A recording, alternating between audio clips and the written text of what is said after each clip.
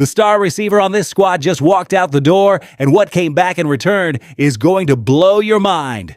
But that is not all. There are more trades on the way. There is a defensive end from another team who could be walking into Halas Hall. And there is a critical spot on the line that needs a signing yesterday. Chicago is in full-on war mode. If you bounce now, you miss everything. Hit that like button, subscribe, and do not move off this channel. This is Da Bears, and this is Just Getting Started. News 1, DJ Moore. There is something that needs to be said right now, and this needs your full attention because what just went down in Chicago is one of those moments that will be remembered for a long time. DJ Moore is no longer a Chicago Bear. Yeah, you heard that right. The wideout who came to this city in 2023 as part of the biggest trade of the modern Bears era, the same one who hooked up with Justin Fields in a way nobody saw coming, the same one who racked up 1,364 yards and 8 touchdowns in that first season wearing navy and orange. That same player is right now on the way to Buffalo. And the reaction you are having, whether you are furious or kind of hyped, is completely fair. Here's exactly how this went down because the details matter, and there are people out there only telling you half the story. The Buffalo Bills agreed to a trade with the Chicago Bears to acquire DJ Moore. In return, Buffalo will send a second-round pick in the 2026 draft to Chicago. The Bears will also send a fifth-round pick in 2026 back to the Bills. Contract-wise, the Bills will guarantee $15.5 million of Moore's $23.5 million base salary for 2028. The $23.5 million base salary for 2026 is fully guaranteed, and the $23.5 million base salary for 2027 will become fully guaranteed next week. This trade cannot be made official until the new league year kicks off next Wednesday. Now, here's a question straight to you. When you saw that number, when you saw that the Bears got a second rounder for Moore, what was your first reaction? The most honest and most informed reaction is the one coming from the fan who understands what Ryan Poles just did. Because this can be said with total conviction. Ryan Poles just showed that there is a very clear plan in place. Think it through. DJ Moore got to Chicago in a deal that cost the Bears the first overall pick in the 2023 draft. That was the buy-in, and now 3 years later, Poles flips Moore into a second-round pick while also shedding a contract that was carrying a $23.5 million cap hit. On the math side, Chicago just freed up roughly $24.5 million in cap space with this move. That is not just a trade. That is cap engineering done with surgical precision. Look at what is happening on social media. NFL analysts, fans, talking heads, everybody is reacting. Annie Agar from NFL Media posted, and paraphrasing here, Chicago got a what? Nate Tice from Yahoo Sports said that a second rounder was way more than expected, and one fan screaming what half of Bear Nation is feeling this morning wrote in all caps that there is no way the team just landed a second round pick and that Ryan Poles pulled it off. That is exactly what just happened. Poles learned from that original trade and now is sitting on the other side of the table, but this needs to be said clearly. Not everything about this is some kind of pure celebration. There is a human side and a football side that cannot be ignored. DJ Moore was a truly important piece of this franchise. When that trade went down, nobody really knew what to expect. This was a first-round receiver coming off up and down seasons in Carolina in constantly changing offensive systems, with coaches coming and going, but something clicked when DJ Moore met Justin Fields, and when Justin Fields started trusting DJ Moore, that connection was electric. 1,364 yards in that first year. 8 touchdowns. That kind of production does not just appear out of nowhere. It takes trust, chemistry, and work. And in Caleb Williams' rookie season in 2024, Moore showed the value again. 98 catches for 966 yards, led the team in receiving, was the most reliable target Caleb had in that first season when everything was new, everything was tough, everything was a learning curve for the most hyped quarterback in recent Bears memory. But the 2025 season told a different story, and this is where the Bears' decision, even though it hurts emotionally, makes perfect football sense.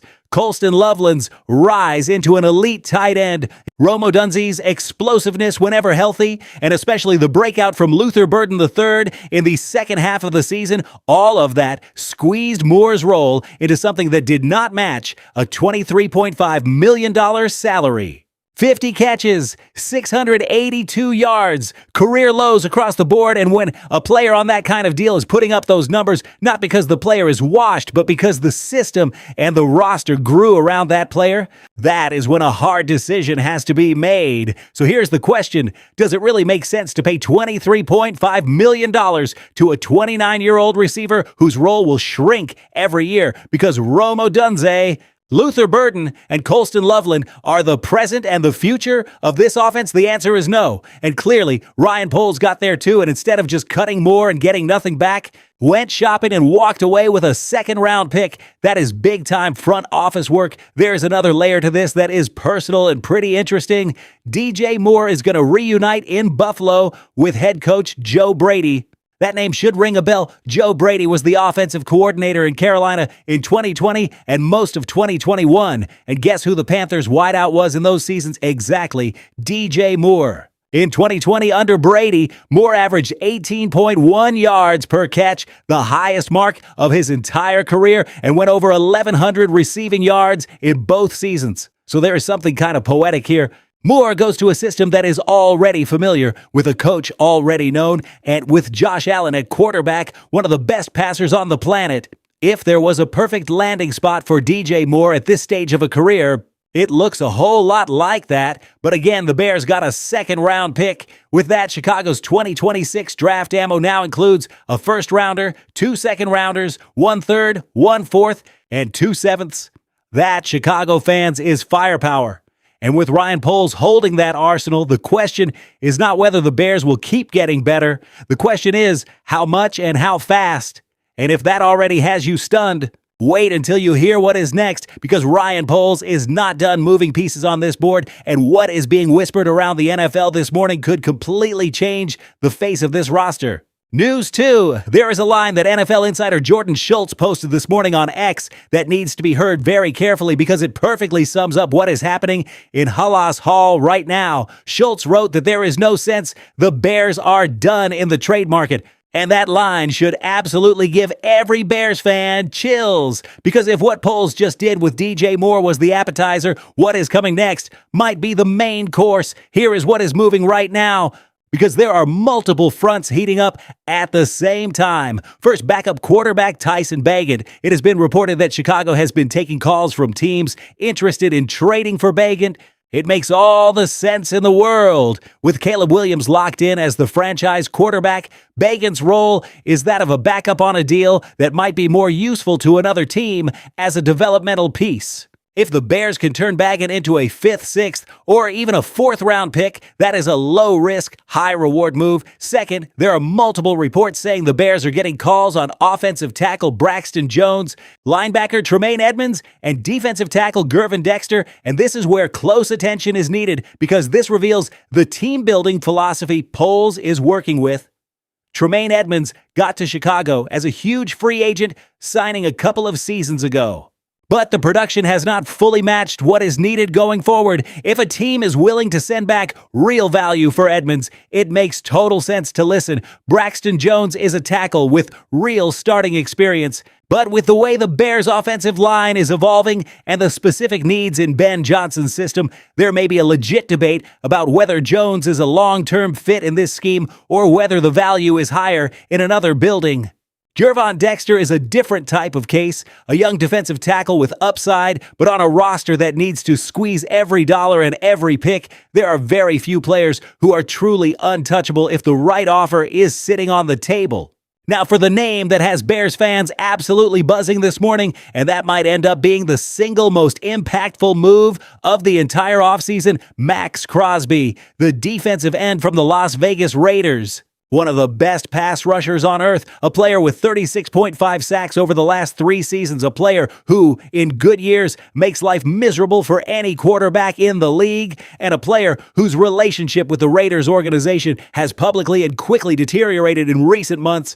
The Chicago Bears name has popped up in trade rumors around Max Crosby. That is not a coincidence. Poles has been hunting for a real solution to this pass rush problem since the day the job started. And the numbers do not lie. Last season, the Bears finished with the 7th fewest sacks in the league, only 35. That is a serious issue for any team with Super Bowl dreams. So here's a question.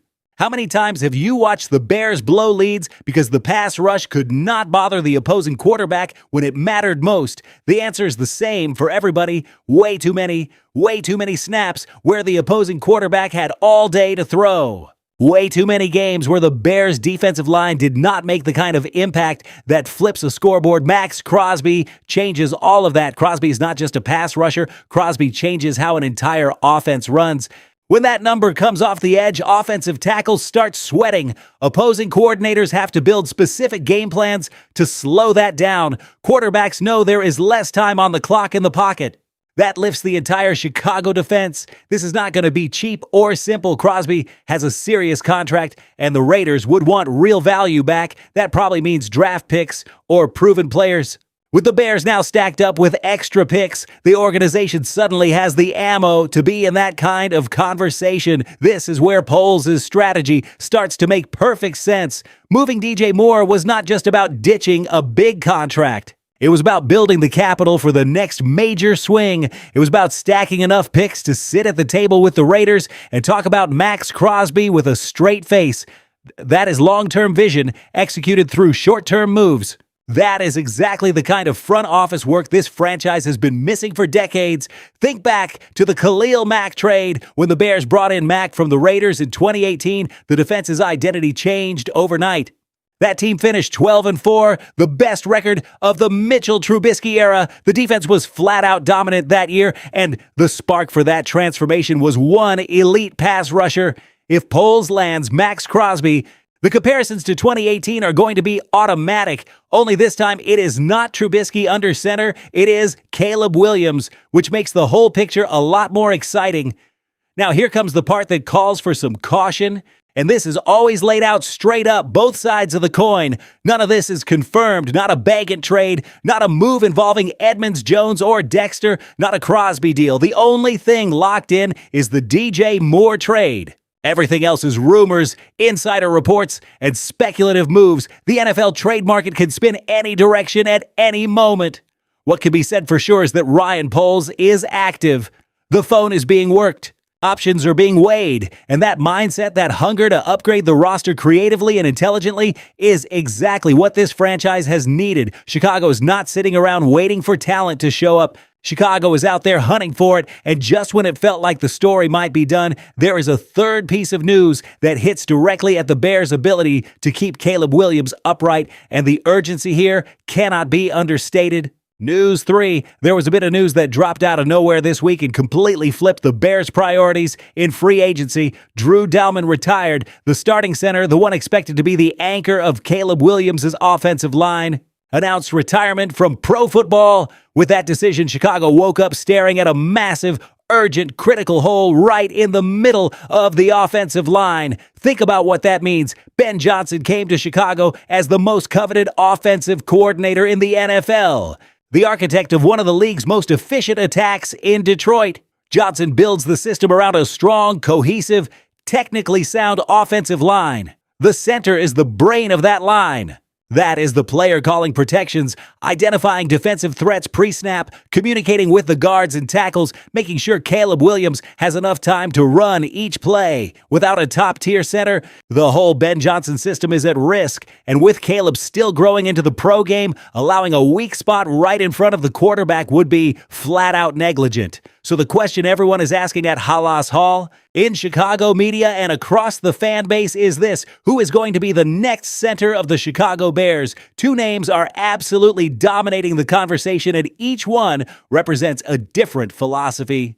Here is why both matter more than some fans might think. The first name, Tyler Linderbaum. Pure football value-wise, Linderbaum might be the best center hitting free agency this year, 25 years old. Elite as a run blocker and in pass protection, sky-high football IQ, the ability to recognize blitzes and adjust protections live puts Linderbaum in a different tier from most centers in the league. Eric Duer-Wechter from Windy City. Gridiron kept it simple. Linderbaum is the best free agent on the market this year, regardless of position. With the Bears' need at center now on fire, signing this player long-term would have an instant and lasting impact. Josh Sunderbrook added that there was already a desire to see Linderbaum in Chicago back when the player entered the draft, and that there is really only one upgrade over what Dalman brought, and that upgrade is Linderbaum. Donald Gooch went even harder. With a need this big and one of the best players on earth at that position about to hit the market, the decision should be simple. Fill the biggest hole with the best player available. Period. But here comes the issue, and this has to be laid out honestly. Tyler Linderbaum is going to spark a bidding war. When a player of that level at 25 years old hits free agency, every center-needy team in the league is going to throw money on the table. That could push Linderbaum's price into the $20 million per year range or even higher. That is a massive cap commitment for a team that still has big needs in the pass rush and on the defensive line. Lester Wiltfong framed it clearly. Ben Johnson puts big value on a veteran center, and if another candidate clears medicals, the cap management might actually make more sense that way. Because locking $20 million a year into a new center would slice into the budget for the defense. Where the Bears still badly need reinforcements, that second candidate is Tyler Biadasz. Biadasz is 28, graded as the 11th best center in the league last season by PFF, has 84 career starts. A veteran, solid with the exact kind of experience and stability that fits perfectly as the foundation of a Ben Johnson system. Gary Balker Jr. argued that Biadasz is the answer. The money freed up by Dalman's retirement can go straight to Biadasz, and there would still be enough space left to make a move at another position. It is the smart cap play. Brian Orenchuk brought up another key point that many are missing. Biadasz can be signed before free agency officially opens. That means the Bears could lock down the center spot without walking into the all-out bidding war that is coming in the first week of March. It also means the team can head into free agency with the same overall plan they had before Dalman retired. Without needing to blow everything up, Ryan Droste kept it practical. Having Linderbaum would be incredible, but in real free agency terms, that player is going to cost a fortune, and the Bears still have to swing big on the defensive line. Biadasz at 28 with 84 starts is the smart, realistic option. So here's the direct question. What would you rather have? A center who might be the best in the world but costs twice as much?